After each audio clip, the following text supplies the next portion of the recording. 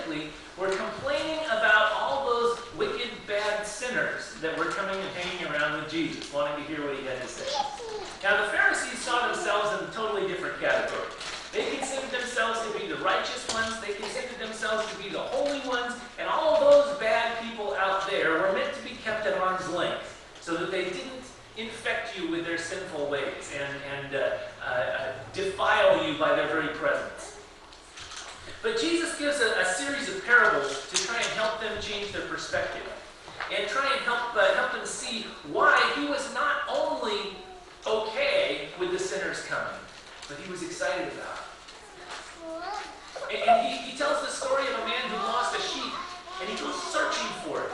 And when he finds it, he rejoices because he found the sheep that was lost. He tells a story about a woman who had lost a coin, and she searches the whole house, turns it from top to bottom, cleans everything, finally finds that coin.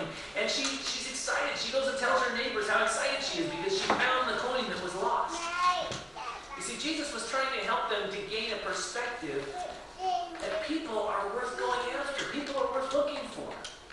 That this is something important. And then he tells another story, another parable. This one is about a son, a man who had two sons. The one goes away, asks for his inheritance early, goes away, blows it all on wasteful living, destroys his life, comes back just a pathetic shell of what he once was, doesn't even have sandals on his feet, and he's hungry, and he comes back home, and the father welcomes him with open arms. But the second brother, not so excited, right? The second brother won't even come into the party that the father is throwing because he says, look, I've been working faithfully for you, and now he comes along, and you're going to throw him a party? This is not fair. Something wrong here. So Jesus was trying to help the Pharisees see that by rejecting those that God loves, they were actually rejecting what was really important to God. You see, the second son, he claimed that he always did what the father asked him. But you know, the father had asked him to come in and rejoice at this party because his brother came and he refused. He was standing outside saying no. He felt he was too good for that. So the problem that Jesus is addressing with the Pharisees is that they have a different set of priorities than God does. They don't see it as a beautiful, wonderful, exciting thing when a lost person comes to God. They don't see it as a reason for rejoicing when somebody comes to Jesus who has maybe rejected him in the past, or somebody who has not been living their life for God, who comes and just wants to know more about the Bible or wants to understand the truth. And when somebody repents of their sin and turns to God, God gets excited about that. So the problem that the Pharisees had was that they weren't excited about that. They thought it was a problem. They thought all they needed to do was keep all those bad people away and try and help the good people stay good, and we were just going to have our own little separation thing going on here, and that was going to be their idea of serving God and doing what they were supposed to do. So on the heels of those three parables, the lost sheep, the lost coin, and the lost son, Jesus now gives a fourth parable to help the Pharisees recognize the real problem that they had here. And he tells this story in Luke chapter 16. He also said to his disciples, so now at this point, the Pharisees are still there, the crowd is still there, and Jesus' disciples are all there, and he's addressed the first three parables to the Pharisees. But now he redirects his attention, and he's addressing this to his disciples. Now the Pharisees are still there, they still hear it, and it's about them. And we find out later in the chapter that they realize it was about them. And the crowd still hears it. But Jesus has now redirected, refocused his attention on his disciples. And I think for a very good reason. His disciples were the men he was training up and preparing to take positions of leadership. He was basically preparing and training up the replacements to the Pharisees. The Pharisees had been in positions of religious leadership, trying to show people what it meant to really serve God. And Jesus is saying, you guys have totally blown it. Now, we're training your replacements here. And this is what's going on. This is the dynamic in this moment. So Jesus tells this parable, Luke chapter 16. He also said to his disciples, there was a certain rich man who had a steward. Now, a steward, that's a word that you don't hear very often in normal language. When you hear Christians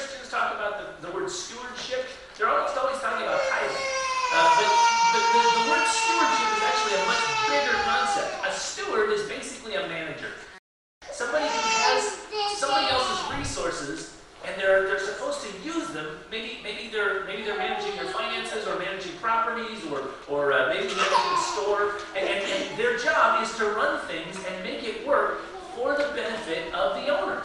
So the steward doesn't own the stuff he works with, but he has some authority over it. He's in charge of making things run right, and the idea is it's supposed to be profitable for the owner. It's supposed to benefit the owner. It's supposed to carry out what the owner wants done. So, this parable, he says a certain rich man who had a steward, and an accusation was brought was brought to him that the man was wasting his goods. So, if you have a manager, if you hire somebody to manage your finances, for instance, you say, okay, I've got this lump sum of money, I've been saving it up, I want you to invest it and bring back a good investment because this is my retirement account, I want it to grow, I want you to buy stocks, buy shares, whatever you need to do, invest it well so that I get a return on my money. And then you find out he took all that money and he was buying himself limousine rides and having parties, and he's not getting you a return on your money. He's been wasting your money. So, clearly, the thing to do is fire this person and get somebody else to take care of your funds for you. Well, that's exactly what this rich man is ready to do. He says, we're not going to have this. I didn't hire you to waste my money. I hired you to invest it. So, he lets the man know that he's going to be fired. It says, verse 2, so he called him and said to him, what is this I hear about you? Give an account of your stewardship, for you can no longer be steward. Now, it's interesting. Notice what he's saying here. He's not saying, let me see the account books so that I know whether or not what I've heard is true. At this point, he's already convinced that what he's heard is true. He says, look, I just want you to give me my account books, give me the account of your stewardship. In other words, let's see where everything's at, because you are fired. So the steward, his last thing that he's supposed to do is to get the books back to the owner and say, here's the status of your money, here's where everything's invested, here's who owes you what money. Because, of course, the rich man doesn't keep track of all of that. That's what the steward is for. So he says, give an account of your stewardship, for you can no longer be steward. Then the steward said within himself, what shall I do? For my master is taking the stewardship away from me. And so what he's thinking here is, what's my next career move, right? What can I do? He says, first of all, he's probably not going to get a great recommendation from this guy. So there's a very slim chance that he could be anybody else's steward. Nobody else is going to say, hey, let's see, he wasted that guy's money, I want to hire him. No, that's just out of the question. He's not going to get another job as a steward. He says, what shall I do, for my master is taking the stewardship away from me? I cannot dig. In other words, I'm not a strong guy. I can't go dig ditches and holes. And he says, I'm ashamed today. I have resolved what to do, that when I'm put out of the stewardship, they may receive me into their houses. So he called every one of his master's debtors to him, and said to the first, how much do you owe my master? And he said, 100 measures of oil. So he said to him, take your bill and sit down quickly and write 50. Then he said to another, how much do you owe? So he said, 100 measures of wheat. And he said to him, take your bill and write 80. So what's this steward doing here? He is forgiving debts on behalf of his master. At least partial forgiveness. So he's going to bring the books back to his master, and instead of it saying this guy owes 100, it's going to say he owes 50. And instead of this guy saying he owes 80 or 100, he only owes 80. So what he's doing is he's altering the books before he hands them back to his master. Now, a couple of things that he recognizes about this whole situation here. First of all, his job is over. If he was looking to rescue his job, he would have had to do something different. He would have had to bring his master some profit in a hurry. He would have had to demonstrate that he hasn't been wasting his goods. He's been actually investing well. And if he was trying to hold on to his position, he would have had to do a better job. But here's the point of this parable, and here's what Jesus is getting at. This man is now in a position where he knows his job is over. He knows he's lost his job. There's no question about it. What he's got in his hand, what he has authority over in that moment, is incredibly temporary. Now, resources that you have in your life right now. There are things that you have that you can't keep.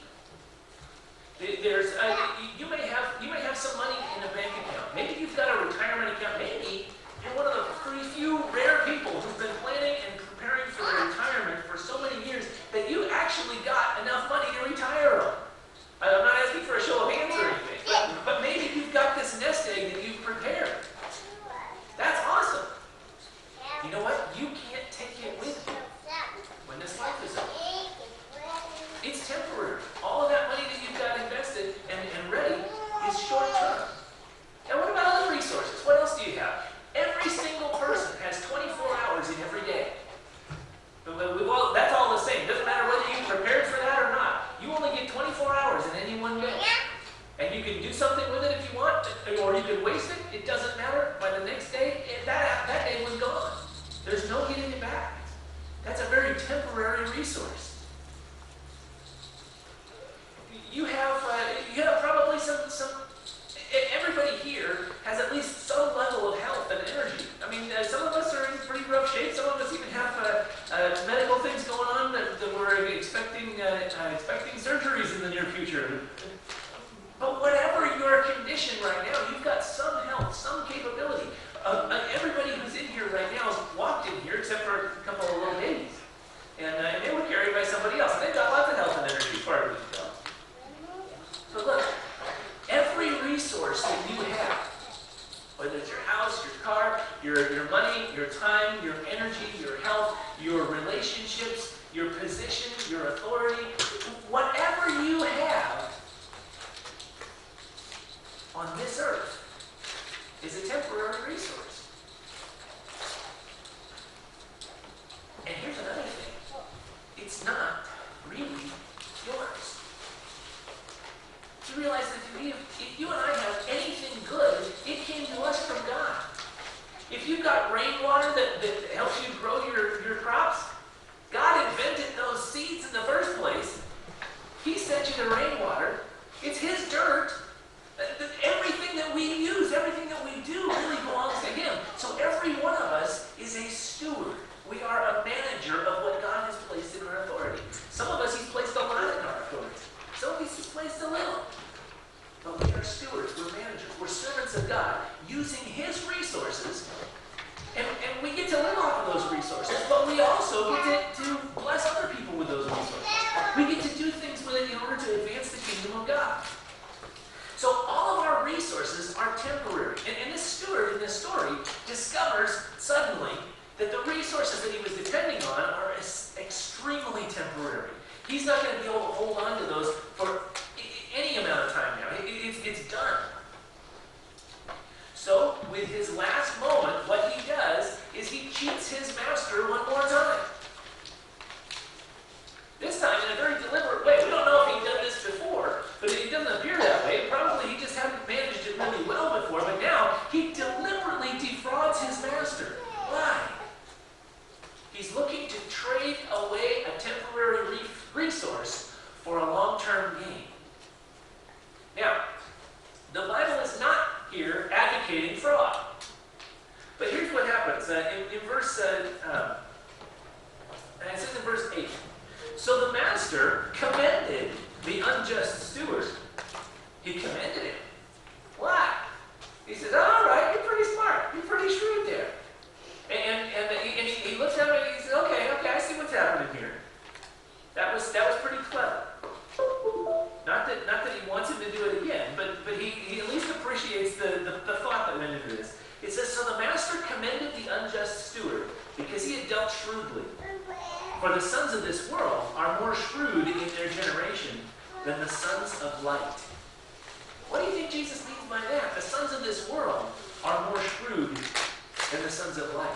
You see, this unjust steward, this unrighteous manager, figures out that he can't keep the money. He can't keep the resources that his master has given him.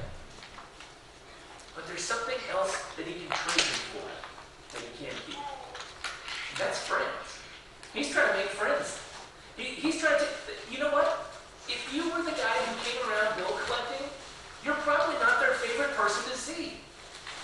So they may not have liked him up until this point, but now he's just reduced their debt. He's just said, hey, just between you and me, we're going to take care of some of this. All of a sudden, you've got a friend, right?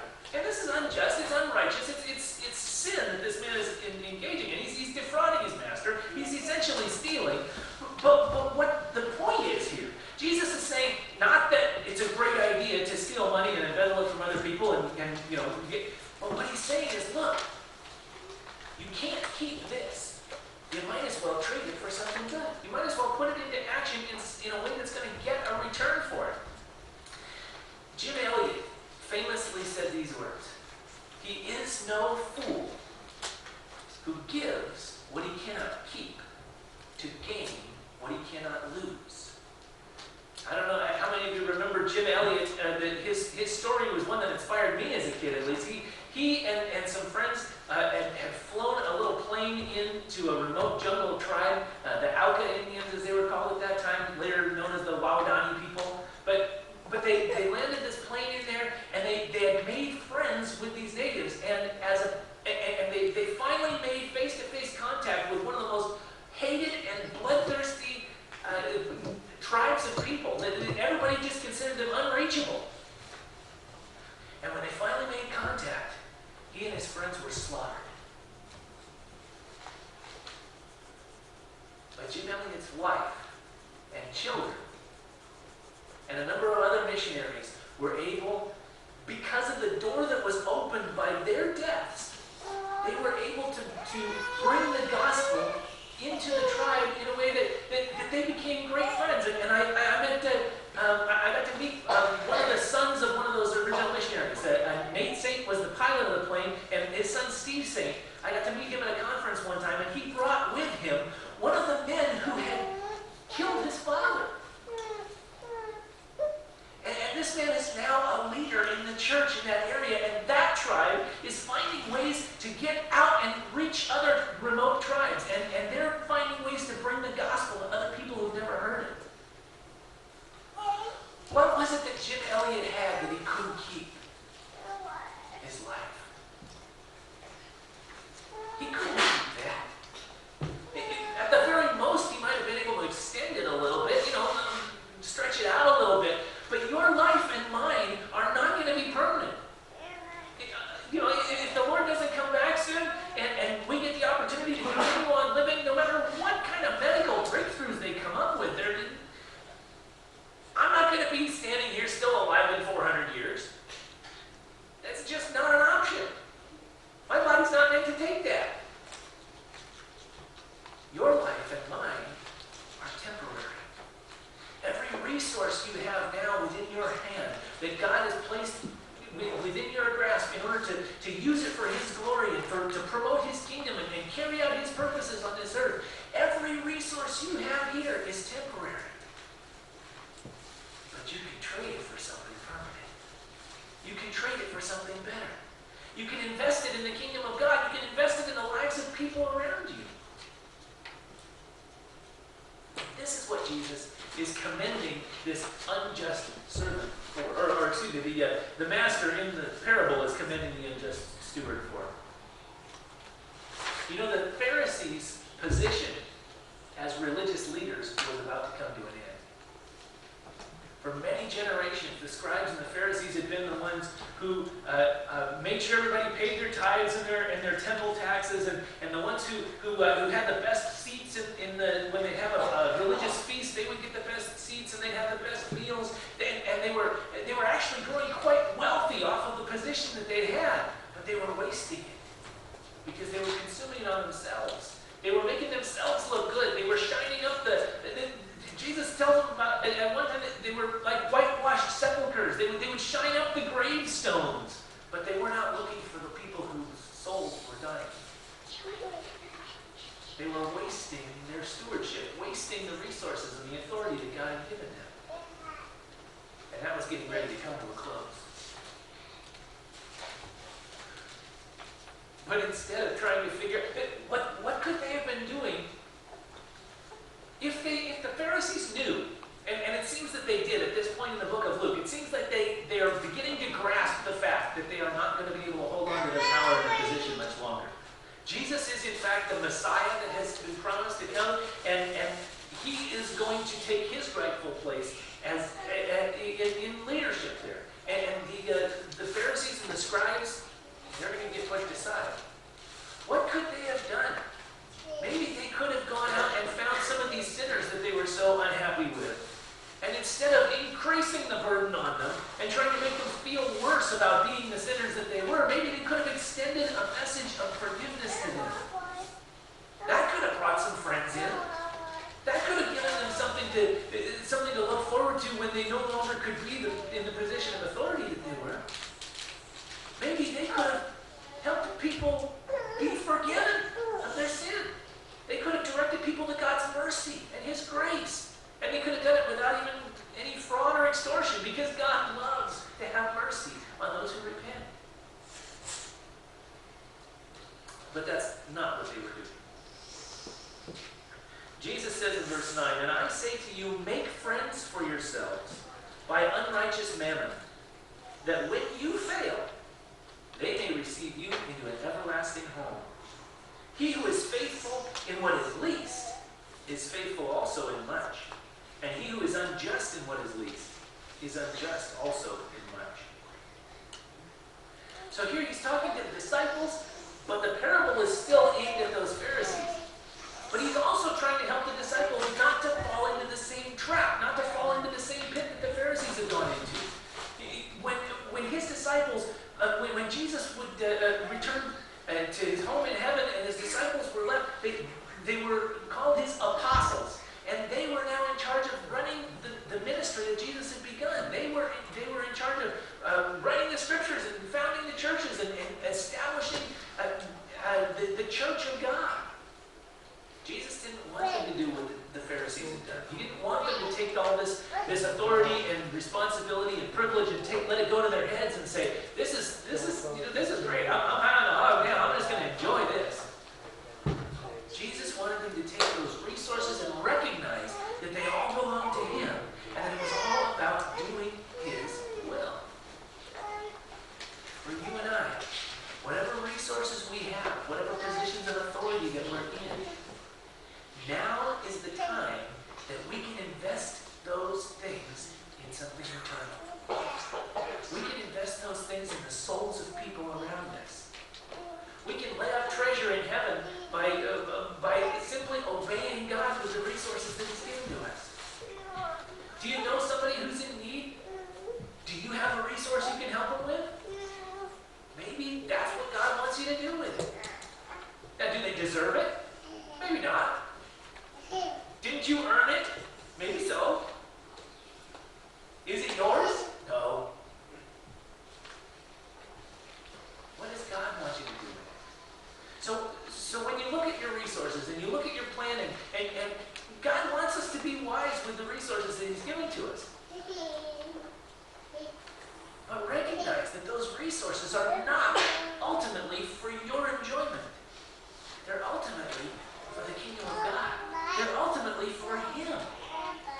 He gave them to you. He entrusted you with them. He expects you to enjoy them and to live off them, and he blesses you with those things, but he also expects you to invest it for eternity, to invest it in his kingdom. That's what he desires for you to do. And that's what he's going to bless. And Jesus says that he who is faithful in little will be faithful also in much. Did you know that if you had in your bank account all the money in the world, you've still just got a little? Because the riches that we look forward to in heaven are greater than anything this world has ever seen. They're permanent. They're of infinitely greater value. There's no moth or rust, no thieves. You can't lose it. That's where the real value is when you bank your treasures in heaven. So whatever resources God has given you here on earth, it's just a little bit. It's just a tiny bit. But if you're faithful in that, he looks forward to blessing you even more throughout eternity. Jesus said, he who is faithful in what is least is faithful also in much. And he who is unjust in what is least is unjust also in much. Therefore, if you have not been faithful in the unrighteous mammon, or mammon meaning money, who will commit to your trust the true riches? Money's not even the true riches. Let's say you won $1 million all of a sudden. Somebody shows up with a big check in the camera crew, and they show up at your door. Hey, you won $1 million? Is it wrong to get excited about that? Probably not. I think I would probably be a little excited about that. Even right after preaching this sermon, I would be really excited about that. But I've got to recognize that that is simply a gift from God. No matter what the human person is that brings that check there, that's ultimately from God. That's His, and I'm excited about what I can do with it.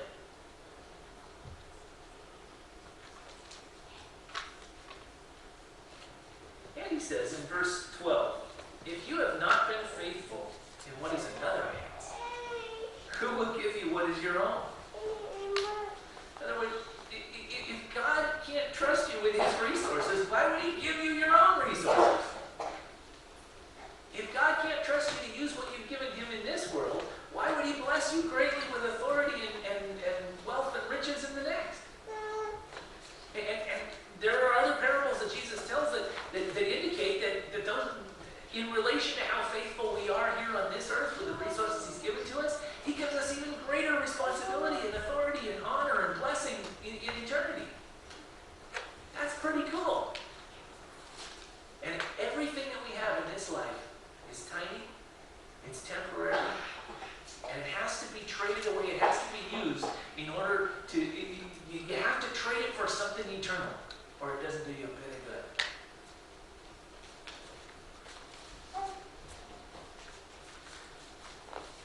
Verse 13, Jesus boils it down here to a decision between one or the other. And in this particular case, the Pharisees had made the wrong decision. Jesus says this, no servant can serve two masters. For either he will hate the one and love the other, or else he'll be loyal to the one and despise the other. You cannot serve God and mammon, or God and money. The Pharisees thought they could do both. They thought, well, we're pleasing God with our righteous lifestyle, and we're also getting all this wealth, and we can enjoy it, and we can have the best of both worlds. And what Jesus is saying is ultimately one or the other is going to win out. It's not that you need to decide one or the other. It's that you've already decided one or the other. The Pharisees were more interested in money than they were in seeing sinners come to repentance.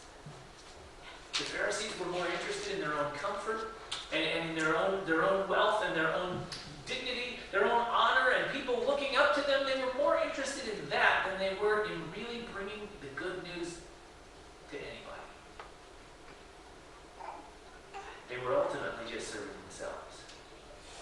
And Jesus says, you can't do two. It's not that he's not recommending it.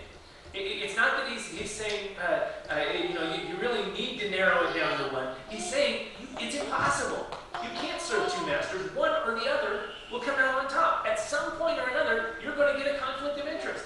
Let's say you've got two jobs. Maybe you're working at a restaurant and you're working at a factory. At some point, there's going to be a conflict of interest or schedule. They're both going to want you to work the same Friday afternoon.